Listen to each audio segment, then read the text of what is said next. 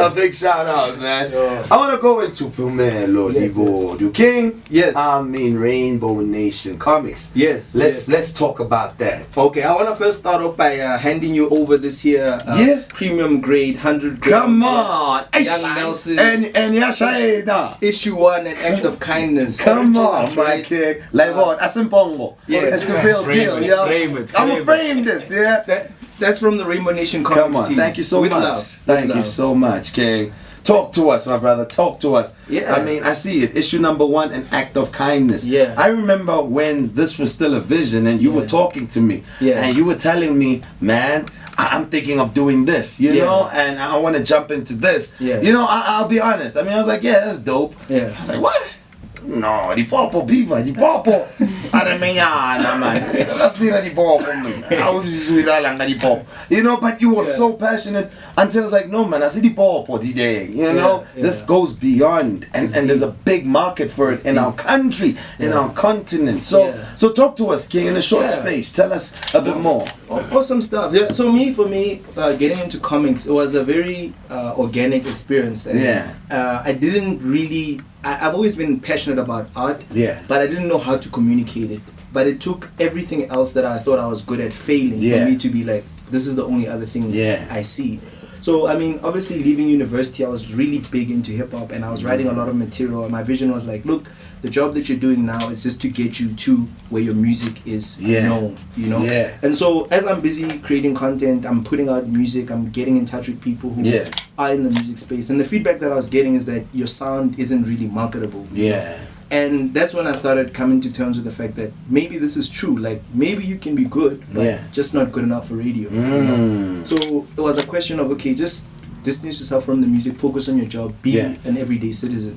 But that thing kept kind of eating away at me, like, man, I'm dope. I know I'm dope, you know? So I think I was like, let me write one more song so that if ever, like, in my 40s or 80s, like, people are, like, listening to hip-hop, I'm like, I used to rap, and they're like, you know, hit us with a verse, and I'd be like, you know what, I could rap that verse, and they'd be like, dude, you're dope, and I'd be like, It wasn't because, like, I wasn't dope, it's just because the industry wasn't ready for me, you know? So I wrote the song, and, you know, I just gave it a title, Young Nelson, because I was like, I wanted it to be like a song that had meaning, you know, and it was inspired by Mr. Mandela's quote, sometimes it falls upon a generation to be great, you could be that great generation. And I was like going through that space where I'm like, can I be great? Like looking at everything that's in my way, like all the obstacles, can I be great? Were you just making a joke? You know, like were you making fun of us? You know? So when I came back, I saw the title Young Nelson of the song, and I'm like, hey, that's kind of like, and I think maybe there was other stuff that were happening subconsciously, like the Black Panther movies were being tripped. So I was like, hey, it was a new era. That Young Nelson thing, I think it's got a feel. I was like, Black Panther's dope, but I'm like,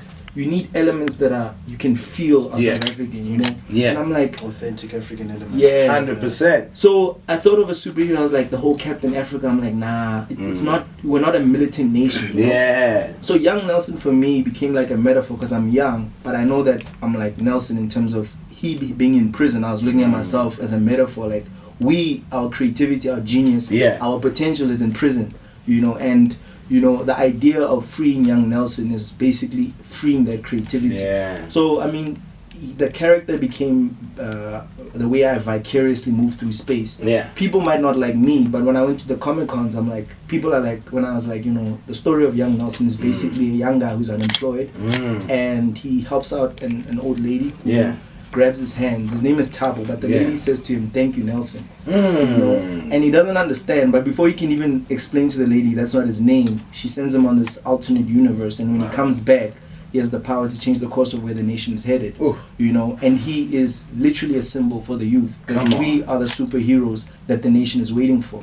You know, so yeah, my vision was to say, you know what, once the story was written, I needed an artist, and I spoke to some artists, and there was a few guys, actually one guy in particular who, you know, he had the skill, but I could see his heart wasn't in it, because what he did for other people and what he did for me, I could see there was a huge total difference. You know, so I was like, you know what, rather build up the finances to afford somebody who can do it, you know, and will dedicate their time. That's when my little brother was like, hey man, let me do it. I'm like, okay, and I gave him the script, and then he drew the comic book. Come on, come on, yeah. And that's when I was like, I wasted a lot of money on somebody who I thought, and that's when I'm like, nepotism sometimes works. Yeah, it does. So that's when I was like, you know what? Yeah. Going to publishers, and I realized, oh, flip. South Africa does not have a comic book publisher. Come on. You've got publishers like, the established publishers, but I'm like, none of them do comic books, like strictly African comics. So I'm like, wait, even though this is something that might take me years to do, but if in another 10 years, I have, been like part of the foundation of a South African comic book publishing house. Come on. Why doesn't Africa have its own market? Exactly. My vision was like, we can actually hire people. You think in Japan, this thing generates 7 billion in revenue. Yeah. In the USA, 1 billion in revenue. You hire close to 40,000 people. Yes. I'm like, this is just an opportunity that's waiting here, and all you need, the raw material, is the creativity and the genius of the artist who's going to create the character. Come on. So that was the vision, to say, you know what, young Nelson will be like the first hero that people learn about.